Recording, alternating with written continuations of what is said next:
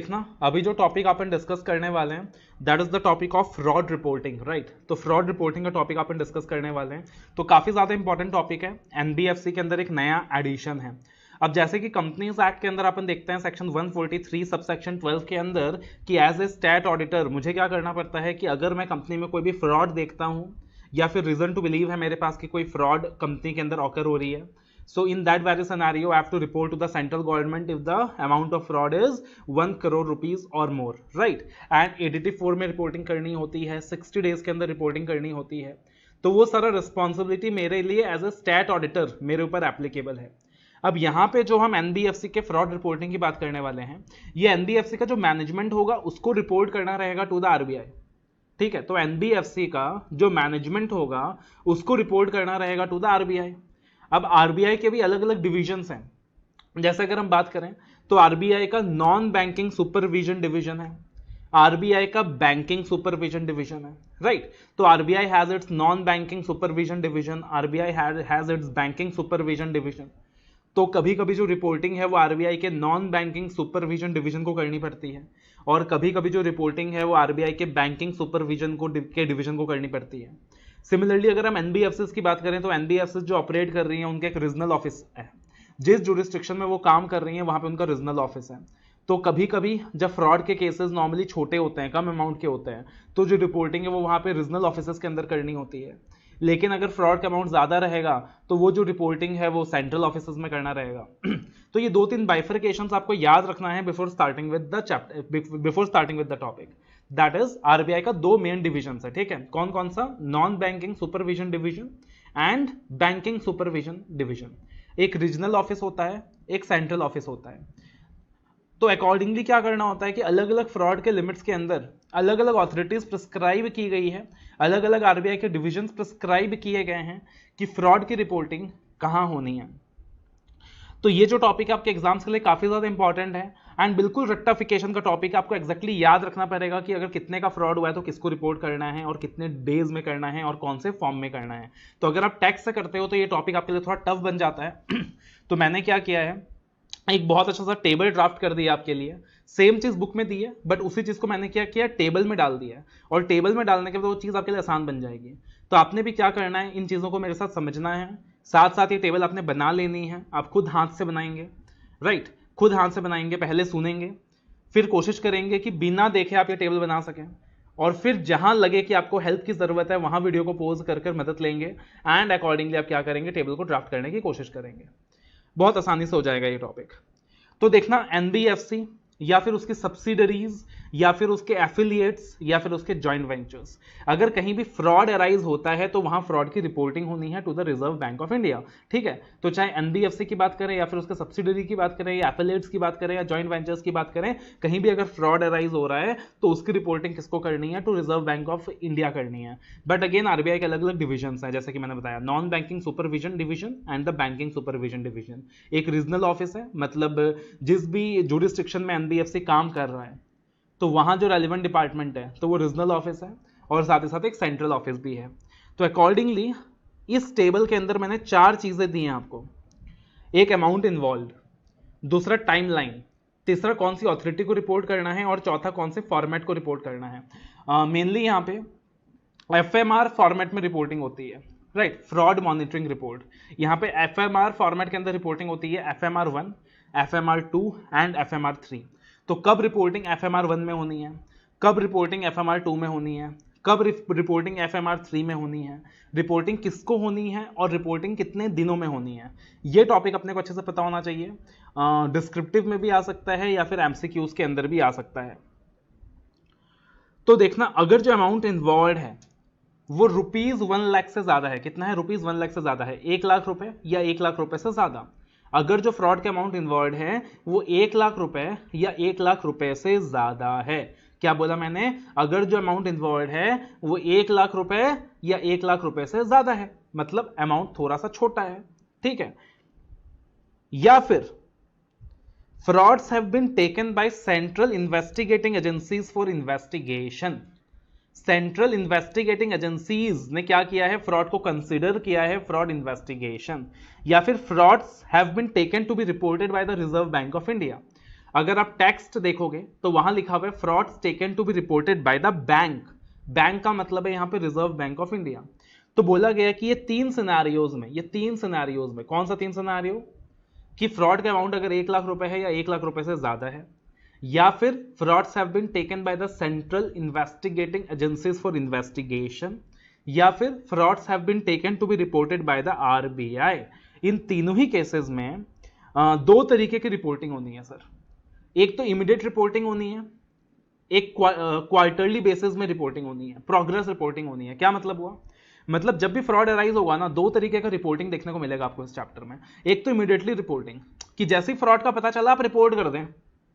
एक होगा प्रोग्रेस बताते जाएं कि जो फ्रॉड का आपने रिपोर्टिंग किया था उसका क्या हुआ, उसके बाद कौन से नए फ्रॉड के केसेस आए, इन्वेस्टिगेशन कहां तक पहुंचा, मैटर क्लोज हुआ कि नहीं हुआ, तो प्रोग्रेस बताते जाएं। तो एक हो गया इमीडिएट रिपोर्टिंग, एक हो गया प्रोग्रेस बताते जाएं।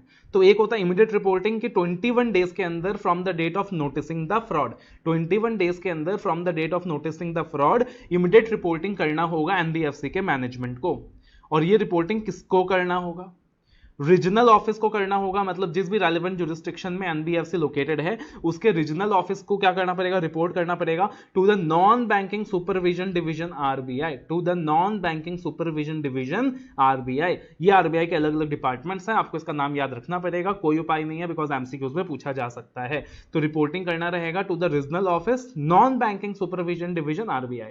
रीजनल ऑफिस याद रखना बहुत आसान है बिकॉज अमाउंट क्या है, कम है, तो अकॉर्डिंगली रीजनल ऑफिस है। अगर अमाउंट ज्यादा है तो रिपोर्टिंग वहां पे रीजनल ऑफिस को भी होती है, सेंट्रल ऑफिस को भी होती है, तो अकॉर्डिंगली आप याद रख सकते हैं।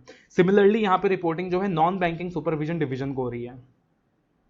ठीक है, ये क्या हो गया इमीडिएट रिपोर्टिंग, कि जैसे ही एनबीएफसी के मैनेजमेंट को किसी फ्रॉड का पता चला जिसका अमाउंट 1 लाख रुपए है, 1 लाख रुपए से ज्यादा है, या फिर फ्रॉड्स को कंसिडर किया गया है टेक किया गया है by the central investigating agencies for investigation, या फिर frauds have been taken to be reported by the RBI, तो इन तीनों केसेस में इमीडिएट रिपोर्टिंग होनी है within 21 days from the date of noticing of fraud to the regional office non banking supervision division RBI. और ये जो reporting होगा ये एफएमआर 1 में होगा। किसमें होगा, एफएमआर 1 में होगा।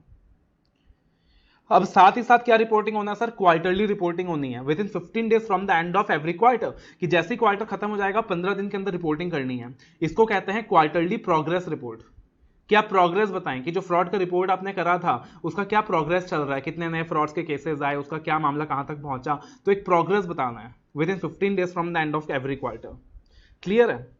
और ये जो रिपोर्टिंग करनी है ये फॉर्म एफएमआर 3 में करनी है। कहां करनी है सर, एफएमआर 3 में करनी है। एक चीज और बता दूं, यहां पे जहां 21 डेज लिखा है ना, आप इसको 3 वीक्स लिख सकते हो बिकॉज बैर एक्ट के अंदर 3 वीक्स लिखा है। Although it is one and the same thing but still अगर लॉ में 3 वीक्स लिखा है तो बेटर है कि हम भी 3 वीक्स से लिखें, ज्यादा बेटर रहेगा।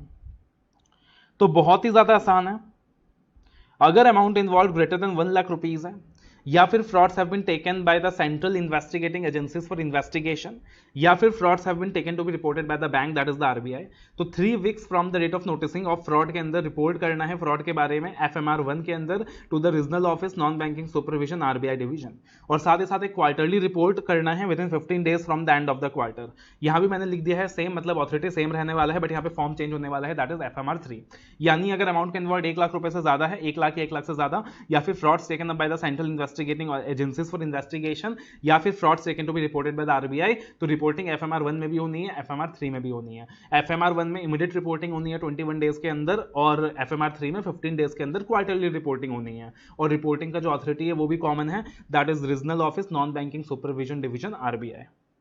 अब उसके बाद अगर फ्रॉड का रिपोर्टिंग 1 करोड़ या उससे ज्यादा है, मतलब यहां पे क्या हो गया सर, मटेरियल फ्रॉड हो गया, कि जो फ्रॉड का रिपोर्टिंग जो अमाउंट है वो 1 करोड़ रुपए से ज्यादा है, greater than equal to rupees 1 crore rupees. तो यहां पे क्या बोला गया है, ऊपर जो रिकॉर्डिंग हमने डिस्कस, ऊपर जो रिपोर्टिंग डिस्कस कराना वो सारा एप्लीकेबल है। मतलब एफएमआर 1 में जो रिपोर्टिंग डिस्कस करा, एफएमआर 3 में जो रिपोर्टिंग डिस्कस करा, जो 21 डेज वाला पॉइंट डिस्कस करा, जो 51 डेज वाला पॉइंट डिस्कस करा, वो सब कुछ है। मतलब वो सब कुछ कॉपी पेस्ट कर देना है। मैंने यहां लिख दिया था अबव, एग्जाम में आएगा तो आप द अबव नहीं लिखोगे, आप पूरा कॉपी पेस्ट कर दोगे। मतलब अगर आपसे वो पूछ रहा है कि अमाउंट फ्रॉड का 1 करोड़ या उससे ज्यादा है, तो ऊपर जो कहानी हमने डिस्कस करी है वो सारा कुछ लिख दोगे। बट उसके अलावा इन एडिशन यहाँ पे एडिशनल रिपोर्टिंग भी होनी है बिकॉज अमाउंट मटेरियल है।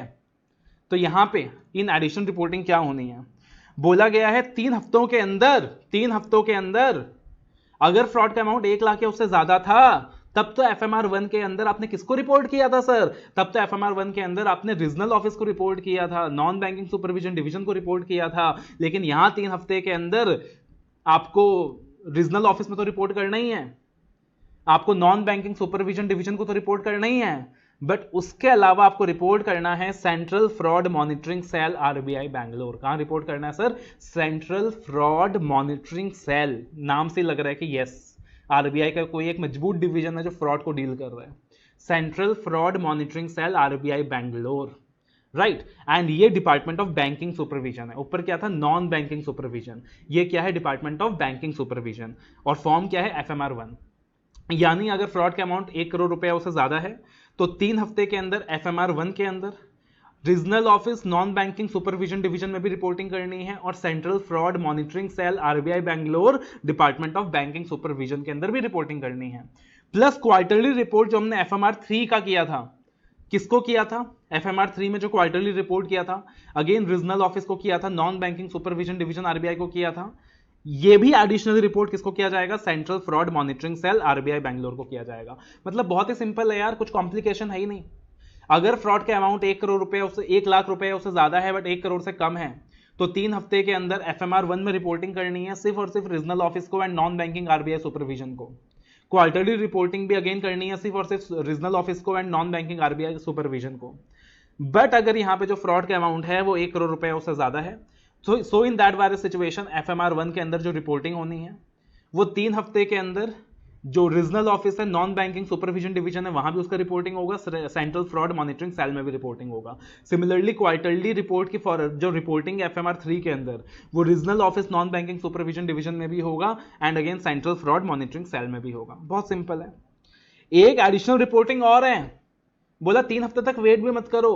वहां तो 3 हफ्ते तक वेट करना था ना, यहां बोला 3 हफ्ते तक वेट भी मत करो सर। 1 हफ्ते के अंदर within 1 week of noticing the fraud, within 1 week of noticing the fraud आप इमीडिएट बेसिस में क्या कर दो? रिपोर्ट कर दो to the chief general manager of central fraud monitoring cell. किसको रिपोर्ट कर दीजिए? To the chief general manager of central fraud monitoring cell of banking non banking supervision division, right. आप किसको रिपोर्ट कर दीजिए? चीफ जनरल मैनेजर को कर दीजिए of central fraud monitoring cell of banking plus non banking supervision division. यानी जो banking supervision division का chief general manager of central fraud monitoring cell है, plus non banking supervision division का भी जो chief general manager of central fraud monitoring cell है, आप दोनों को 1 हफ्ते के अंदर रिपोर्ट कर दीजिए। और इसका कोई फॉर्मेट स्पेसिफाइड नहीं है, इसका कोई फॉर्मेट स्पेसिफाइड नहीं है। डीओ लेटर के अंदर आप रिपोर्ट कर दीजिए। डीओ लेटर मतलब डेमी ऑफिशियल लेटर, मतलब एक इंफॉर्मेशन देना है खाली। मतलब कुल मिला के कहानी क्या बना सर? कुल मिला के कहानी ये बना कि एनबीएफसी के केस में अगर फ्रॉड का अमाउंट 1 करोड़ रुपए से ज्यादा होता है तो एक तो 1 हफ्ते के अंदर इमीडिएट बेसिस में उनके मैनेजमेंट को chief general manager of central fraud monitoring cell को रिपोर्ट कर देना है, और वो जो रिपोर्टिंग होगा वो डीओ लेटर में होगा, उसको कोई फॉर्मेट नहीं है। और उसके बाद 3 हफ्ते के अंदर FMR1 में रिपोर्टिंग करनी है, ठीक है। और फिर after the end of every quarter 15 days के अंदर FMR3 में रिपोर्टिंग करनी है। क्लियर है? FMR1 में भी 2 जगह रिपोर्टिंग करनी है, regional office non banking supervision plus again central fraud monitoring cell Bangalore, and similarly FMR3 में भी 2 जगह रिपोर्टिंग करनी है। क्लियर है? जबकि जो पहला स्टेज था दैट इज फ्रॉड के amount is greater than equal to 1 lakh rupees, वो कंपैरेटिवली बहुत ही सिंपल था। यहां सारा एडिशनल कंप्लायंसेस है। उसके बाद एक थर्ड कैटेगरी हो सकता है, दैट इज यहां पे हम सारे फ्रॉड्स की बात कर रहे हैं इररिस्पेक्टिव ऑफ अमाउंट, चाहे कोई भी फ्रॉड हो, चाहे कोई भी फ्रॉड हो, एनबीएफसी के अंदर कोई भी फ्रॉड हो इररिस्पेक्टिव ऑफ अमाउंट। यहां पे बोला गया क्वार्टरली रिपोर्टिंग तो हमेशा ही होगा, मतलब अमाउंट से कोई मतलब नहीं है। Within 15 days from the end of every quarter FMR2 एक फॉर्म प्रिस्क्राइब किया गया है जिसके अंदर जो भी फ्रॉड चल रहा है एनबीएफसी में, जो भी फ्रॉड चल रहा है किसी भी अमाउंट का चल रहा है, FMR2 के अंदर हमेशा रिपोर्ट करना रहता है to the RBI non banking supervision division. तो जहां भी आप समझ सकते हो कि जो सीरियसनेस है वो कम है, जो रिस्क है वहां वो कम है, वो रिपोर्टिंग उसकी कहां हो रही है? RBI non banking supervision division को हो रही है। और जहां भी सीरियसनेस ज्यादा है तो वहां बैंकिंग सुपरविजन डिवीजन भी इन्वॉल्व है। तो यहां पे बोला जा रहा है जो भी फ्रॉड है irrespective of the amount within 15 days from the end of quarter, यहां पे FMR2 में रिपोर्टिंग होना है to the RBI non banking supervision division. मतलब ऊपर वाले फ्रॉड्स तो अपने आप ही आ गए यहां पे। उसके बाद एक केस आता है अनसर्प्लस बोरोवर रिलेटेड फ्रॉड्स। क्या मतलब हो गया इसका? इसका मतलब किसी बोरोवर ने एनबीएफसी से उधारी लिया और उसका इंटेंशन ही फ्रॉड करना था। किसी बोरोवर ने क्या किया सर, एनबीएफसी से बोरो किया पैसा और उसका इंटेंशन ही फ्रॉड करना था। उसने बोरो किया बोल करके मैं पैसा फलाने चीज में लगाऊंगा और फिर फंड्स को डाइवर्ट कर दिया, पैसा मिस यूटिलाइज कर दिया। ठीक है, उसने अपना स्टॉक को प्लेज करके एनबीएफसी से लोन लिया और जो स्टॉक था उसका वैल्यू इन्फ्लेट कर दिया। 1 लाख का स्टॉक को 10 लाख का स्टॉक बता दिया, 10 लाख का लोन ले लिया। पैसा लिया फलाने काम के लिए और पैसा का मिस यूटिलाइजेशन कर दिया, फंड्स का डाइवर्जन कर दिया। राइट, तो बोरोवर ने क्या किया है, फ्रॉड किया है। बोरोवर ने किसी भी तरीके से फ्रॉड किया है। बोरोवर ने जानबूझ के पैसा लिया कि मुझे कंपनी खड़ा करना है और जानबूझ के कंपनी में मिसमैनेजमेंट किया, उसने जानबूझ के कंपनी में घपला किया, जानबूझ के कंपनी के अंदर फ्रॉड किया। तो borrower related frauds, all the borrower related frauds, proper notes आप देखोगे तो उसमें लिस्ट दिया हुआ है। राइट, जैसे कि स्टॉक का वैल्यू इन्फ्लेट कर दिया, फंड्स को डाइवर्ट कर दिए, है ना, स्टॉक का वैल्यू इन्फ्लेट कर दिया, जानबूझ के मैनेजमेंट खराब किया। तो बोरोवर ने जानबूझ के क्या किया, बदमाशी किया, जानबूझ के क्या किया, फ्रॉड किया। अगेन अमाउंट डिपेंड करेगा कौन से कैटेगरी में फॉल कर रहे हो, ऊपर वाले स्लैब आएगा, बट ये एक अलग कैटेगरी ऑफ फ्रॉड है। इसका बोला है कि एक सेपरेट इन्फो जाएगा एफएमआर 1 के पार्ट बी में। क्या बोला है, एक सेपरेट इंफॉर्मेशन जाएगा एफएमआर 1 के पार्ट बी में। मतलब जो फ्रॉड है, अगर फ्रॉड का नेचर है अनसरप्लस बोरोवर रिलेटेड, मतलब बोरोवर ने जानबूझ के क्या किया है, फ्रॉड किया है, तो उसकी जो नॉर्मल रिपोर्टिंग है वो तो होगा ही होगा, लेकिन एफएमआर 1 के पार्ट बी में सेपरेट इंफॉर्मेशन जाएगा और बताया जाएगा कि this is a borrower related fraud. और फाइनली एक सिचुएशन आता है, फिफ्थ सिचुएशन, एंटिसिपेटेड फ्रॉड। अभी जो पहला 4 केसेस हमने देखा वो एक्चुअल फ्रॉड के बारे में बात कर रहे थे कि एक्चुअल में फ्रॉड हुआ है। ये 5वां केस क्या है, एंटिसिपेटेड फ्रॉड, कि डाउट है कि फ्रॉड है और जो अमाउंट है वो greater than equal to 25 lakh rupees है, 25 लाख रुपए या उससे ज्यादा है। तो यहां पे बोला गया है कि जो रिपोर्टिंग होगा वो ऑडिट कमिटी को होगा। यहां पे आरबीआई की बात नहीं हो रही सर, यहां पे जो रिपोर्टिंग हो रही है ऑडिट कमिटी को हो रही है और कोई फॉर्मेट प्रिस्क्राइब नहीं है। तो अगर एंटिसिपेटेड फ्रॉड है एनबीएफसीज के अंदर greater than equal to 25 lakh rupees, तो यहां पे रिपोर्टिंग किसको हो रही है सर, एनबीएफसीज को हो रही है, सॉरी ऑडिट कमेटी को हो रही है।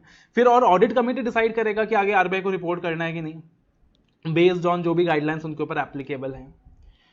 तो कुल मिलाकर ये फ्रॉड रिपोर्टिंग का पूरा क्लासिफिकेशन है, थोड़ा सा टेक्निकल है बट कोशिश कर रहा है कि आपके लिए सिंप्लीफाई किया जाए। अगर हम समरी की बात करें, summary of FMRs fraud monitoring report, तो कुल मिलाकर 3 एफएमआर फॉर्म्स हैं। एफएमआर 1 कब लगता है, जब फ्रॉड का amount greater than equal to 1 lakh rupees है, चाहे कितना भी है, ऑब्वियसली 1 करोड़ से ज्यादा, तब भी एफएमआर 1 लग रहा था और विद इन 21 डेज एफएमआर 1 की रिपोर्टिंग होनी थी। ठीक है ना। उसके बाद एफएमआर 2 हर आउटस्टैंडिंग फ्रॉड के लिए लग रहा था और FMR 3 mainly quarterly progress report के लिए लग रहा था। राइट, एंड यहां पे रिपोर्टिंग 15 डेज के अंदर होनी थी। एक चीज और याद रखिएगा कि वो जो फ्रॉड है जिसका रिपोर्टिंग किया गया है उसको क्लोज किया जा सकेगा only with the prior approval of, उसको क्लोज किया जा सकेगा only with the prior approval of regional office, department of non banking supervision RBI. ठीक है, तो जो भी फ्रॉड है जिसका रिपोर्टिंग किया गया है उसको क्लोज किया जा सकेगा only and only with the prior approval of regional office, department of non banking supervision RBI. मतलब ऐसा नहीं हो सकता कि आपके आपस में सेटिंग हो गई एंड अकॉर्डिंगली क्या कर लिया सर, आपने फ्रॉड का मैटर क्लोज कर दिया। सो ये हो गया कंप्लीटली अपना fraud reporting related. Please note down कर लीजिए। आई बिलीव कहानी क्लियर हो गया है, थोड़ा सा टेक्निकल है, जरूरत पड़े तो क्लास दोबारा से देख लेना। FMR 1, FMR 3, right, and FMR 2।